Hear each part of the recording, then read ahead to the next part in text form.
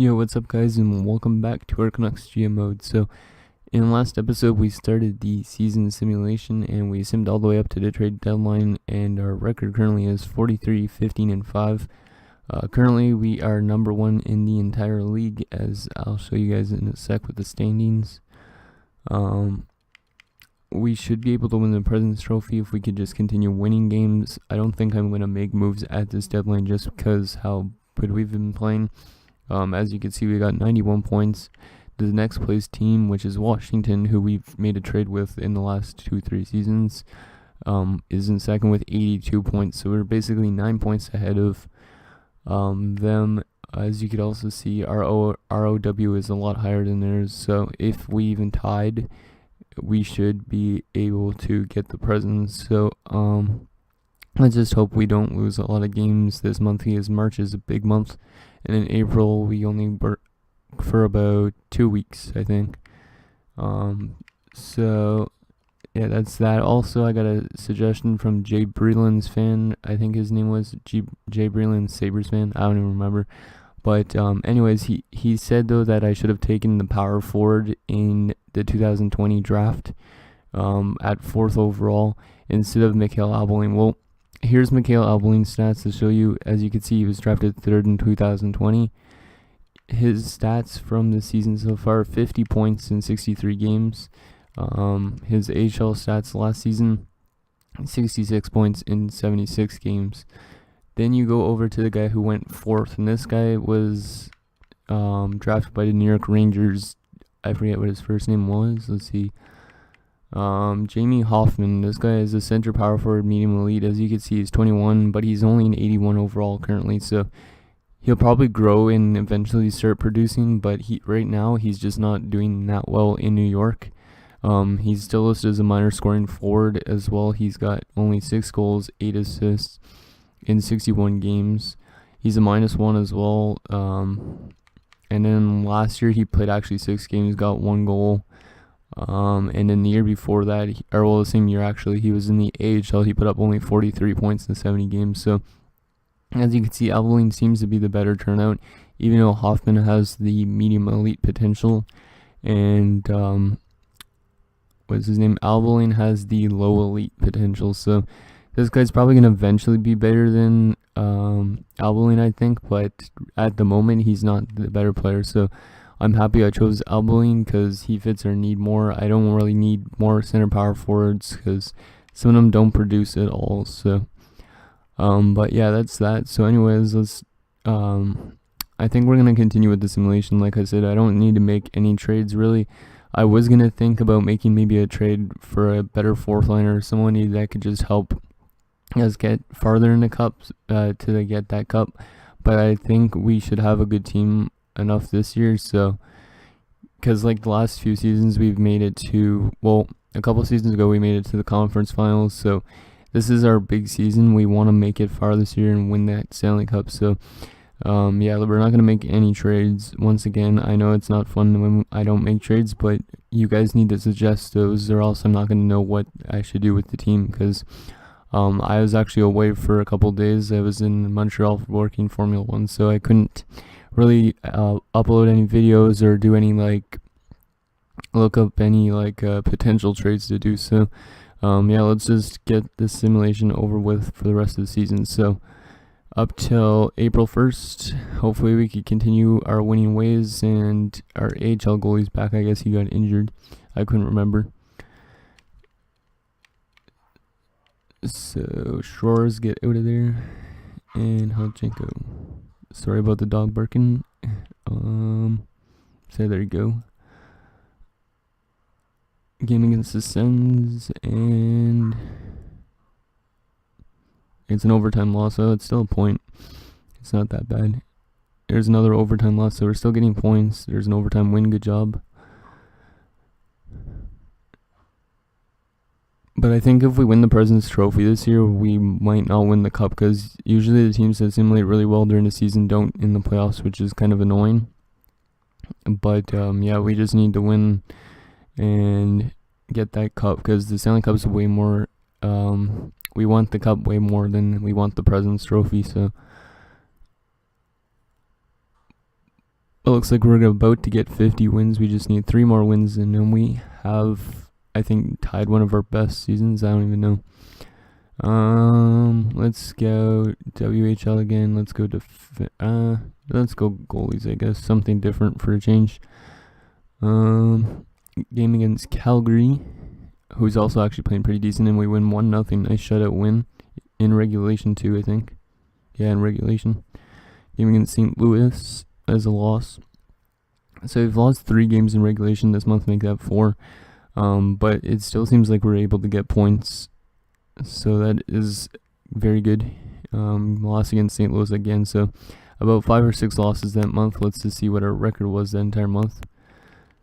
So we got, let's see, 1, 2 overtime losses. So it's 2 overtime losses total. There's 1, 2, 3, 4, 5, 6 wins. So 6 something and 2. 1, 2, 3, 4, 5, 6. So I think we went 6, 6, and 2. So that means we still won as much as we lost, and we still got some overtime points to deal with as well. So yeah, I think we should almost have the prisons locked up if we could win a few more games, as long as Washington didn't go 10-0. So we're at 105 points, and we still have like another 5 games to go. Let's just quickly check this. So yeah, we definitely won our division, as you can see, clinched division title. But have we clinched the President's Trophy yet? I don't think so. No, Washington's only 5 points behind us, so we have 5 more games left to go. If we could win 3 of those, or at least, we should have it in the bag. So let's just win as much as we can, guys, and clinch this President's, because we don't want Washington winning the President's. I think Washington's won the President's Trophy a couple seasons before this as well. So let's go 1 game at a time, I guess. Is we'll see it probably on the top that we clinched the President's Trophy. There's a nice 5-0 win over Calgary, and first in the conference, so at least we have definitely clinched the West. I don't think we have clinched the President's yet, have we? We might have clinched the President's. I don't know. We'll say eventually. Game against Arizona, and it's a 3-1 loss. AHL team is also qualified for the playoffs, which is good. Game against Arizona, another 4-1 loss, or whatever loss. We only got 1 goal in that game. Come on, guys, we want to win this President's Trophy. I don't think Vancouver's ever won a President's Trophy unless they did when they went to the Stanley Cup Finals in 2012. And let's see, did we clinch it? Washington has 3 games left, which means they could put up 6 more points, so they could still technically tie us. So we need 1 more win, and then we got the Presidents in the bag. Come on, guys. Game against the Winnipeg Jets, and we're not going to slow simulate it. Come on, guys. And it's another loss. Oh, that's not good. Washington might be coming back. If Washington loses, though, we win the Presidents still. So did we clinch the President's Trophy? Doesn't look like it. It might come down to the last game of the season if we win the Presidents or not. Hopefully Washington lost a game or something, and then we clinched the Presidents. See entire league, and Washington's only 2 points behind us. But we have a better ROW than them, so I think technically, no matter what, we should have the Presidents. But just to be safe, we need to win this last game of the season, because I don't know what would happen if they tied us in points. So yeah, let's slow simulate this last game of the season just for something different. See if we could get this President's Trophy. First period, and nice. Bo Horvat gets the opening goal on our former goaltender Jacob Markstrom. Second period, and it's 4-2. Yes, guys, we should have this almost. Verana makes it 2-0, and Balsers makes it 3-0. Draisaitl and McDavid come back for the Oilers, but then Mikhail Albeline comes through with the 4th goal. So we should have this in the bag unless we have like a really bad third period. We've had a couple of those in the playoffs before. Bo Horvat makes it 5-2. Good job. So we should have this President's Trophy. Shots are way in our favor as well. And your Vancouver Canucks are going to win the President's Trophy for the first time, I believe, in franchise history. I'm not 100% sure with that, but there is the 3 stars. So, very good season, winning our first President's Trophy. Let's take a look at the player stats from the season, and then we'll check up who we're against in the first round of the playoffs. So, let's just take a look at our team stats again first, like our power play percentage and stuff like that going into the playoffs. So, yep, we definitely won this President's Trophy. Let's see, goals for... Wait, I don't want to go there. What the heck? Goals for, we are second in the league, only behind the Dallas Stars. And I was looking, and the Dallas Stars have like 2, like Sagan and Ben. Sagan had already like 90-something points in like 60-something games. So this guy's probably like 115 points on the season or something like that. So I could see why Dallas was up there at number 1 with that. Goals against. Okay, we were pretty decently. We're in like the top 10 with only 217 goals against. Power play percentage, we're still down here, but still not too bad, 21.4%. And then penalty kill, I think it got better, but it's still not the best. It's like all the way in the middle, so 80.5%. We got 5 shorthanded goals, which is actually pretty decent. It's top 10 in the league, so we score shorthanded goals, but we don't play good defensively on the penalty kill or something like that. Our home record 25-12-4, and our away record was 26-12-3. Last 10 4-6-0. So now that that's done, let's take a look at the player stats for the regular season, and then we'll also check around the league for points as well, because I keep forgetting to do that in this series. I always check our team, but not the rest of the league, so I apologize for that. So leader in goals looks like Bo Horvat. Yep. So Horvat with 32 goals, then Tippett with 25, Virtanen 24, Varane 23. Ulevi even had 23 as well. So pretty good season for all of those guys. Assist leader was Roman Josi. He only put up 6 goals, but 49 assists. Fiala had 46 assists. Even though he's listed as a sniper, he's playing really good with the playmaking. I don't know how good his passing is. His passing is 91, so yeah, maybe he's just turning into being more of a playmaker, which is okay. Alboin had 46 assists. He's also a playmaker. Okay. Point leader on our team was Bo Horvat with 66 points. Alboin with 61 points in his rookie season. Very good season for him, and only 2 penalty minutes, so he only took 1 penalty in 82 games. So this guy's a very disciplined player. He only has an 80 discipline, but he does not take penalties for some reason, so that's good. He was a plus 11 as well. Plus minus leader on our team was Timothy Liljegren with plus 31, which is one of the best in the league, I believe.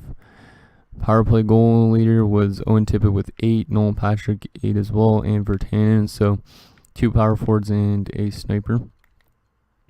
Shorthanded goal leader, Horvat and Alboin had 2 shorthanded goals, and Theodore had 1. Game-winning goals, Bo Horvat was 7. And yeah, that's pretty much that. Okay, let's take a look at our goalie stats. So let's just go back to the points. Okay, and now go to goalies. I wonder how Gravel played in the rest of the season. So first off, Thatcher Demko, 2.49 goals against average, 43, 19, and 3. So he doesn't have always the best goals against, but he has a very good winning percentage. And then he had a 915 save percentage, which is pretty good. And 4 shutouts and 1 assist as well. And then Alexis Gravel only played 14 games this year with a 2.86 goals against average, 8-6-0, and a 905 save percentage, but he's grown to an 85, so by next season he might be our starter. So this off season, if we win the cup, we might have to get rid of Demko, or we could make him maybe somehow a backup goalie, even though I don't know if he would be fine with playing as backup, because Gravel might jump up higher than him, because like Demko's stayed 87 for like the last 3 or 4 seasons. And Gravel is growing, so he might be like an 88 almost by next season, or an 87 as well. So that's that. Let's take a look at the stats around the league. Let's just actually check Colorado's stats first, because I want to see how Vasilevsky played with them. Just out of curiosity, hopefully that trade helped them out. So Vasilevsky, 32, 22, and 5. So pretty good record. Not the best save percentage. And he had a 906 save percentage. Okay. Not the best, but he got wins for them. So I think that trade worked out in both ends. Hopefully Colorado made the playoffs. If we have to play Colorado first round, that would just be crazy. Let's see. Entire league. Let's check points. So yeah, Sagan, look at that. Holy shit. You gotta be joking. 128 points in 82 games. This guy was on a tear. 55 goals, 73 assists. And then as you can see, Kucherov, Jamie Benn was up there with 95 points. So yeah, very good tandem in Dallas. And if we have to play them in the finals or in the playoffs, it's just gonna be scary as shit. So that's the leaders for that. Let's just check defensemen. So Drew Doughty looks like he has won the Norris this year. Goaltending, who is the best goaltender with the best save percentage? Let's see, best save percentage in the most games played. So yeah, it looks like Carey Price. Well, maybe not Carey Price. Wow, Carey Price only played 5 games this year. But he is getting older, and he was injured, I guess. So it looks like Braden Holtby at 927. Yeah, and Braden Holtby was the best goalie in the league. So that sucks that we didn't have the best one. Now let's just check rookies. Come on, Albaline win the Rookie of the Year. It's loading. It's been slow as shit. Okay, that's not. Oh, it is sorted by points. Damn. So Albaline not gonna be the Rookie of the Year because Ryan Merkley, the defenseman, coming through with just a couple extra points.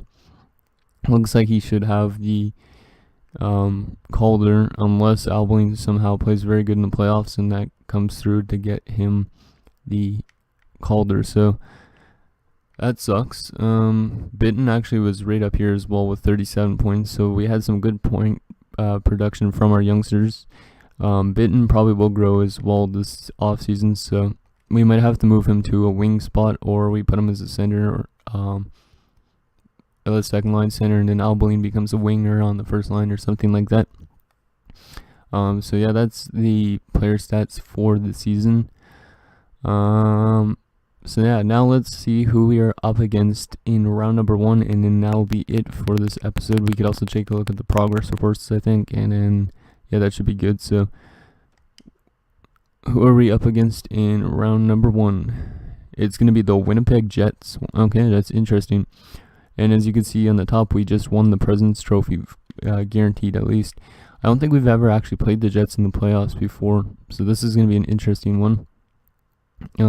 They probably have some crazy top line with line A and stuff like that, so let's take a look at what they're all about. So on paper, they have worse offense than us, they have worse defense, and they have the same in goaltending. So clearly listed as this, we're the better team.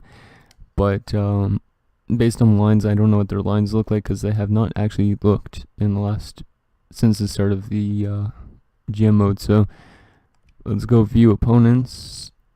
Wait, what the heck? Did the Vander Kane drop because of ice time? I have to check that in a sec.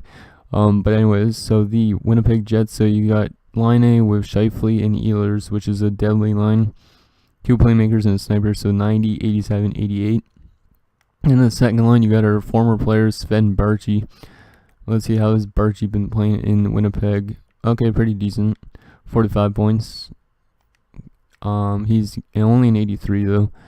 Then you also got Nick Schmaltz, 86. Kyle Connor, 85. Then you got Lemieux, 84. Lowry, 84. And Kevin Hayes, who's looking like he's losing morale because of his ice time, as a 79. Then you got Scott Kosmachuk, 82.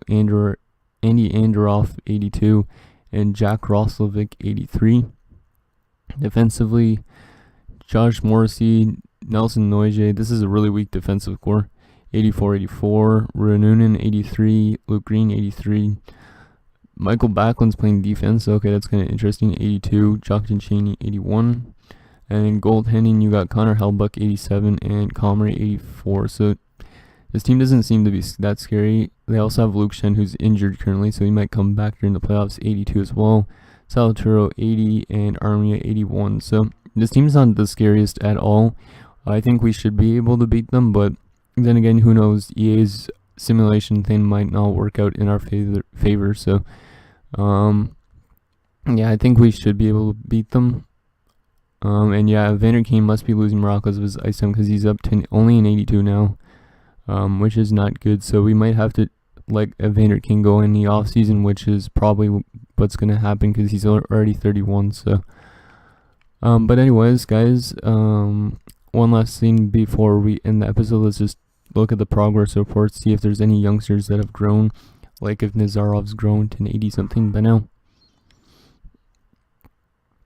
So let's go over to manage rosters, I think it was in, and progress reports.